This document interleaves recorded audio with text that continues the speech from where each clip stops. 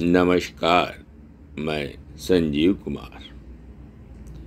Shri Hari Prashnopanishad Gita press Gorakhpur, इसका दूसरा भाग संक्षेप में आपके समक्ष प्रस्तुत करने का प्रयास कर रहा हूँ।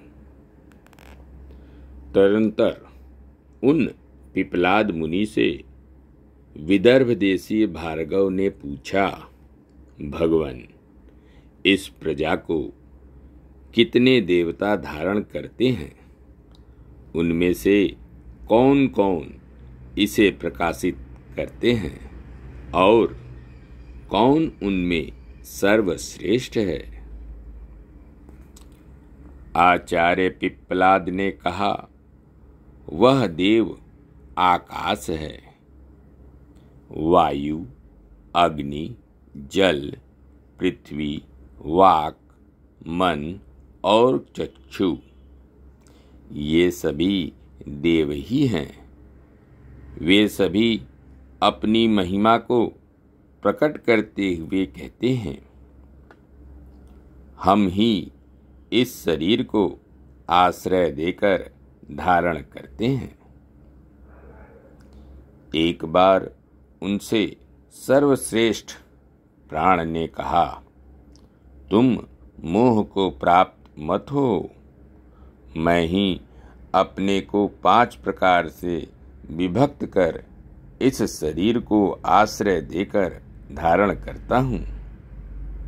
किंतु उन्होंने उसका विश्वास नहीं किया। तब वह अभिमानपूर्वक मानो ऊपर को उठने लगा।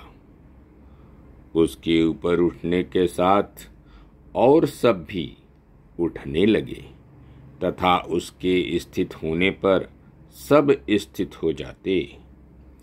जिस प्रकार मधुकर राज के ऊपर उठने पर सभी मक्खियाँ ऊपर चढ़ने लगती हैं और बैठ जाने पर सभी बैठ जाती हैं, उसी प्रकार वाक, मन, चक्षु और श्रोत आदि भी प्राण के साथ उठने और प्रतिष्ठित होने लगी।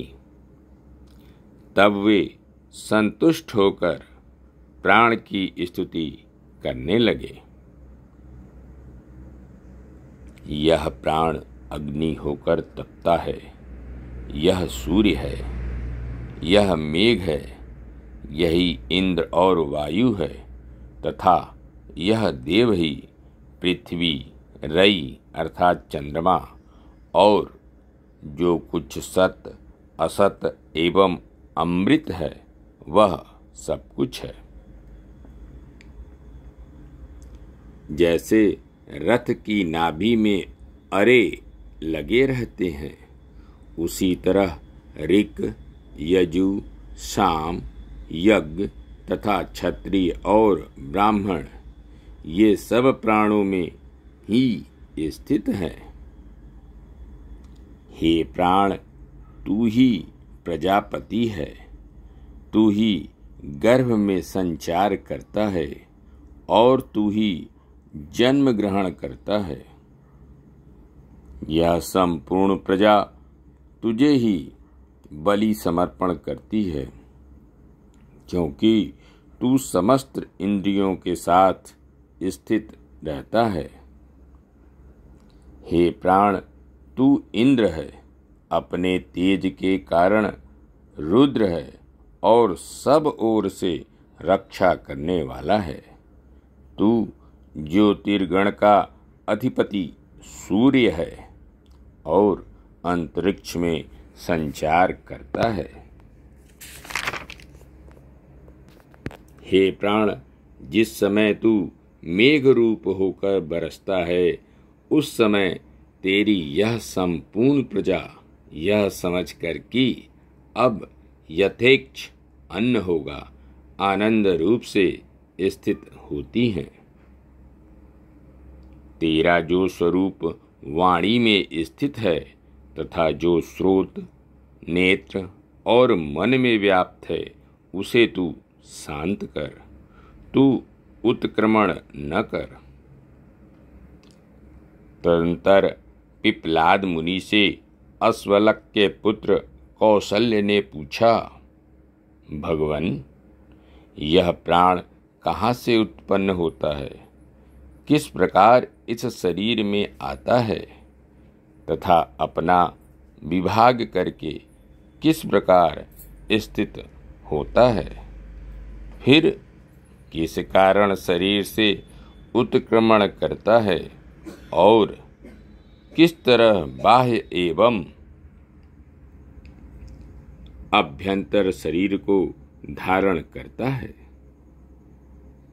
यह प्राण आत्मा से उत्पन्न होता है। जिस प्रकार मनुष्य शरीर से यह छाया उत्पन्न होती है, उसी प्रकार इस आत्मा में प्राण व्याप्त है तथा यह मनोकृत संकल्पादि से इस शरीर में आ जाता है। जिस प्रकार सम्राट ही तुम इन ग्रामों में रहो, इस प्रकार अधिकारियों को नियुक्त करता है, उसी प्रकार यह मुख्य प्राण ही अन्य प्राणों अर्थात इंद्रियों को अलग अलग नियुक्त करता है। वह प्राण पायु और उपस्थ में अपान को और मुख तथा नसिका से निकलता हुआ नेत्र एवं स्रोत में स्वयं स्थित होता है तथा माध्यम में समान रहता है।